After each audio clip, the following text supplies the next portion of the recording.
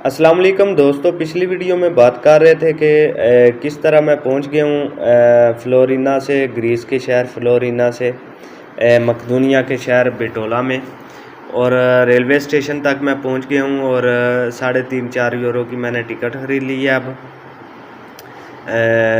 Scopy کی۔ Scopy دارالحکومت بھی ہے اس کا مقدونیہ کا، اور بالکل اسٹیشن ماسٹر سے ایزیلی میں نے نہ اس نے مجھ سے کوئی کسی قسم کی آئی ڈی ریکوائر کی ہے، اور نہ ہی میرے خیال سے اس کی ضرورت ہے۔ کافی زیادہ ٹورسٹ آتے رہتے ہیں مقدونیہ میں، سربیا میں، اور یہ کافی ٹورسٹ کو ان ٹورسٹ کا خیر مقدم بھی کرتے ہیں مقدونیہ اور سربیا۔ تو میرے لیے بالکل یہ ایزی تھا کہ میں نے ٹکٹ خریدی ہے اور ٹرین کا انتظار کیا۔ تقریباً 9 بجے ٹرین آ گئی ہے، ٹرین میں سوار ہو گیا ہوں۔ ٹرین مقدونیہ کی تقریباً پاکستان کی ٹرین کی طرح ہی کار لیں، اسی طرح کی ہے۔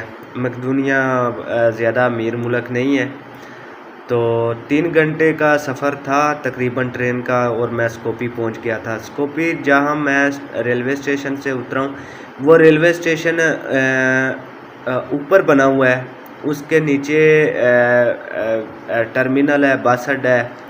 تو میں نے آلریڈی گوگل میپ سے سرچ کیا ہوا تھا کہ میں نے نیکسٹ میرا ٹارگٹ تھا وہاں ایک گاؤں ہے کومانووا، جو بارڈر ایریا کے نزدیک ہے، بارڈر ہے سربیا کا، سربیا کے بارڈر کے نزدیک ہے کومانووا۔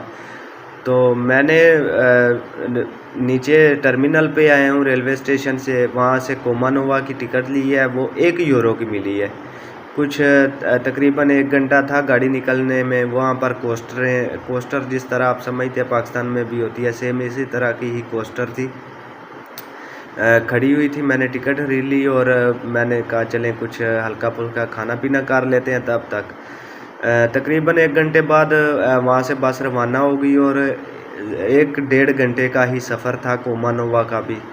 تو میں کومانووا پہنچ گیا ہوں۔ کچھ سواریاں ٹرمینل سے پہلے اتری، پھر کچھ اتری۔ میں نے بھی سوچا ٹرمینل سے پہلے ہی اتر جاتا ہوں، کیونکہ ٹرمینل میں لازمی طور پر پولیس ہوگی، اور بارڈر ایریے کا گاؤں ہے، شہر ہے، تقریباً قصبہ ہے، بڑا شہر نہیں ہے اور نہ ہی اتنا چھوٹا گاؤں ہے۔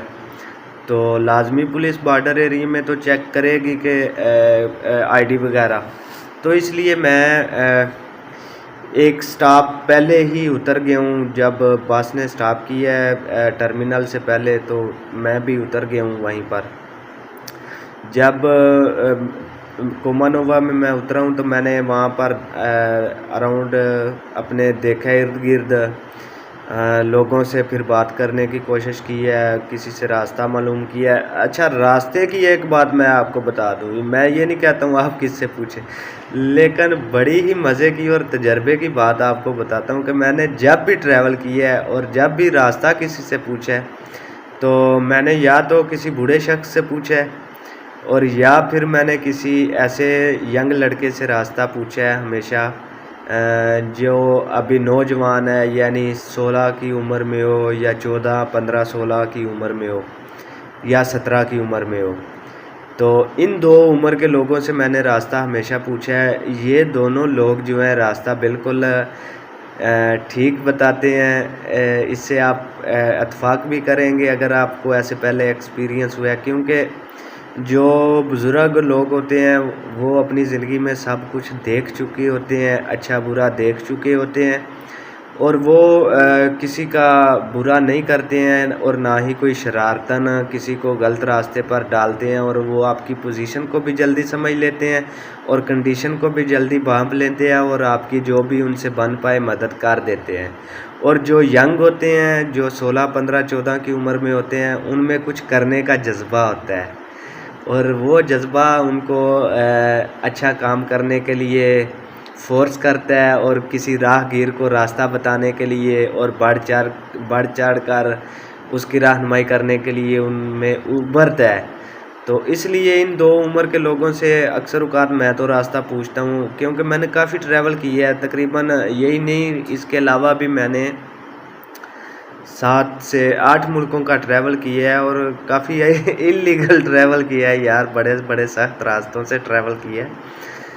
تو اس لیے میرا اس میں کافی ایکسپیرینس ہو گیا کہ کس ٹائپ کے بندے سے راستہ پوچھنا چاہیے، کس ٹائپ کے نہیں، کیونکہ آپ نے خود کو سیف بھی رکھنا ہے، اور یہ آپ پہ ڈپینڈ کرتا ہے کہ آپ ماحول کو بانپتے جائیں، وہاں کے لوگوں کی شکلوں کو دیکھتے جائیں، فیس ریڈ کرتے جائیں، اچھے برے کی تمیز کرتے جائیں۔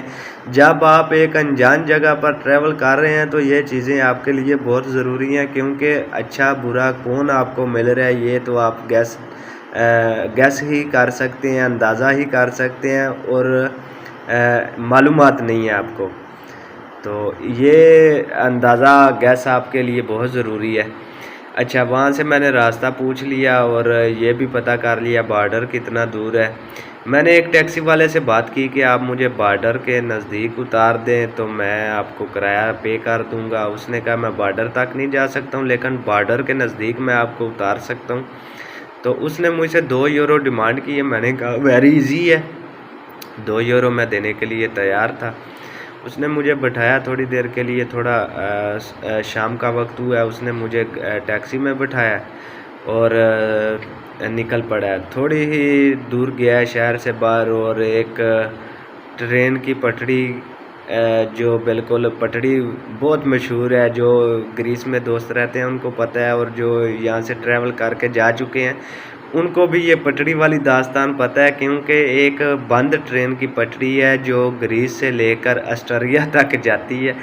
کافی لوگوں نے اس ٹرین کی پٹڑی کی مدد سے بھی سفر کیا ہے۔ اس ٹرین کی پٹڑی کو کافی لوگوں نے اپنا راستہ دکھانے والا بنایا ہے، اور ٹرین کی پٹڑی کی مدد سے کافی لوگ آسٹریا پہنچے بھی ہیں۔ تو اچھا، بات کر رہا تھا کہ میسج آ گیا تھا، سوری۔ اچھا، ٹرین کی پٹڑی کی بات کر رہا تھا، تو اس ٹرین کی پٹڑی کے نزدیک اس نے مجھے اتار دیا۔ تو رات کے اس وقت 7-8 کا ٹائم ہوگا، تو اس نے مجھے اشارے سے بتا دیا۔ زبان تو اتنی نہ مجھے آتی تھی اور نہ ہی اسے اتنی انگلش آتی تھی، تو اشارے سے بتا دیا کہ بس اس طرف سربیا آگے آپ جانو، آپ کا کام جانے۔ تو میں بھی یہاں سے آگے سٹوری بالکل بہت دلچسپ ہے، میں بھی وہاں سے نکل پڑا ہوں پیدل ہی ٹرین کی پٹڑی کے ساتھ ساتھ۔ نیچے پاؤں میں میرے تربوز مجھے محسوس ہوئے، فصل تھی تربوز کی، 1-2 تربوز بھی کھایا۔ ویسے تو چلتا ہے یار، ایسے تو چلتا ہے، جو ایسے ڈنکی وغیرہ لگا رہے ہیں ان کو پتہ ہے یہ چلتا ہے۔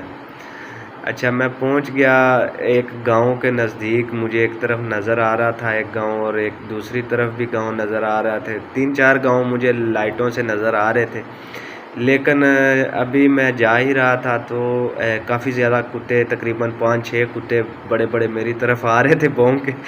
میں ڈر گیا، میں نے کہا یہ فوجیوں کے کتے ہیں، اور انہوں نے مجھے بس اب پکڑ لینا ہے، اور یہ کتے جو ہیں میری نشاندہی کر رہے ہیں۔